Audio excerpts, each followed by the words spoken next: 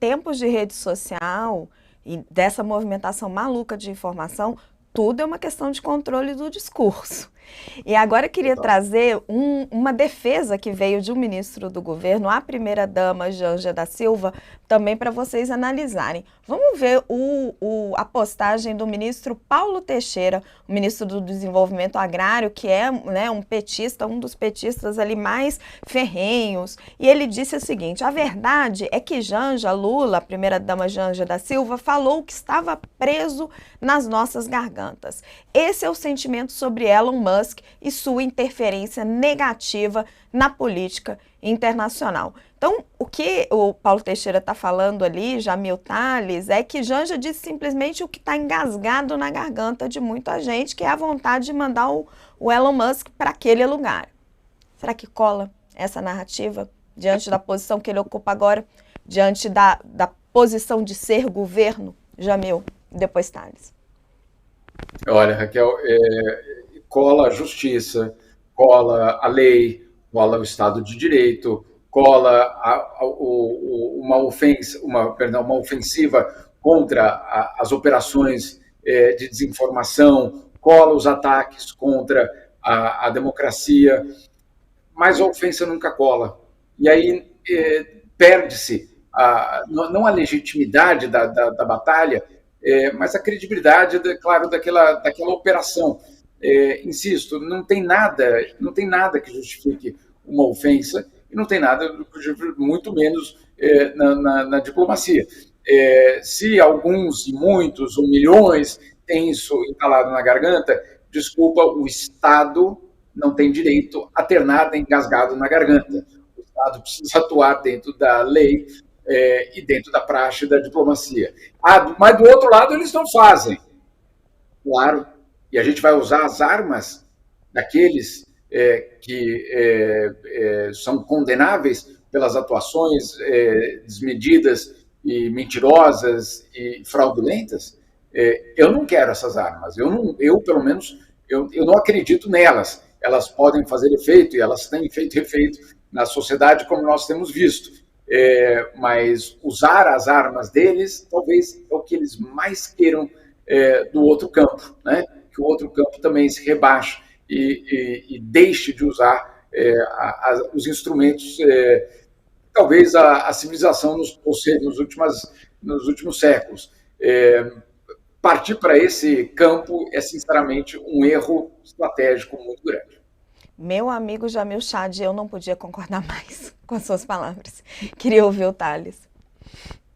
Olha, a questão é o seguinte: o Trump, as atitudes do Trump, estão presas na garganta de todos os democratas do mundo. As atitudes do Elon Musk também estão presas na garganta de milhões de pessoas. Mas uma autoridade, um gestor, não pode agir dessa maneira. A Janja está reivindicando a posição de autoridade política no país. Promove lá o Janja Palosa, etc. Está em todos esses atos. Ela está se portando como uma autoridade política. Então, teve esse tempo todo o aval do marido. Tudo bem, é compreensível, várias primeiras-damas têm o papel de autoridade política. Mas se você assume esse papel, assuma esse papel. Não dá para uma primeira-dama dizer, estava preso na minha garganta e fala um palavrão. Não dá. Então, que o Trump, que o Elon Musk tem atitudes que deixaram muita gente boa do mundo com coisas presas na garganta, deixaram. Mas eu, por exemplo, não sou uma autoridade política. Não tenho. E mesmo assim, como jornalista, eu tenho que me controlar. Tem certas coisas que a gente tem que se controlar. Gente, eu preciso me despedir do Jamil Chad. Quer complementar, Jamil? E depois eu vou ter que te dar tchau. Que pena. Olha, Raquel, eu só queria dizer uma coisa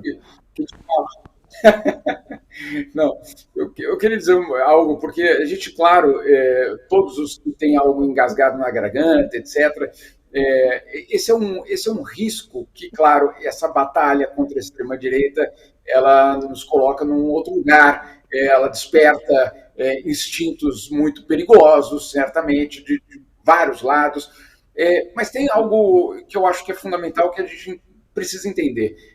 A defesa da democracia não é jogar o jogo do vale tudo.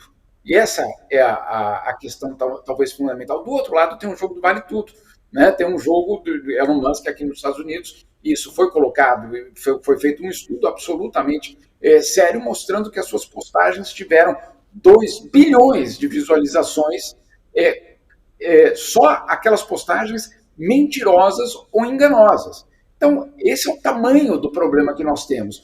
Uma pessoa, como o Thales falou, que já mandou um recado: vocês vão perder a próxima eleição, ou seja, eu vou estar envolvido ou eu vou fazer parte dessa luta contra vocês na próxima eleição.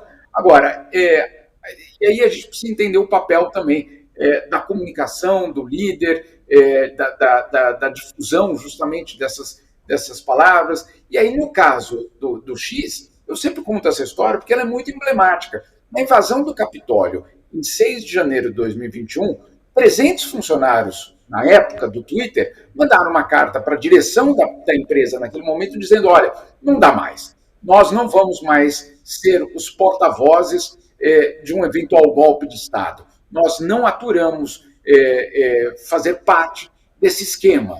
E aí, 2 dias depois, o próprio Donald Trump é suspenso do Twitter na época, muitas contas são suspensas.